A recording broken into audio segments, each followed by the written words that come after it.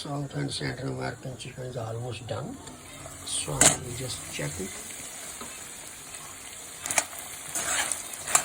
And now I'm going to add all ingredients which I have right here. So now 10 to 15 minutes I will leave it in there. It will be ready. Most of Spanish and Central and South American use sazon. Sazon have everything in there, like a seasoning will add color to your food. So it's a color and also have a lot of flavor.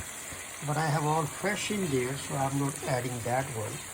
So this is I'm going to mix it, add a little bit water, and leave it for 15, at least 10 to 15 minutes. So everything will be ready.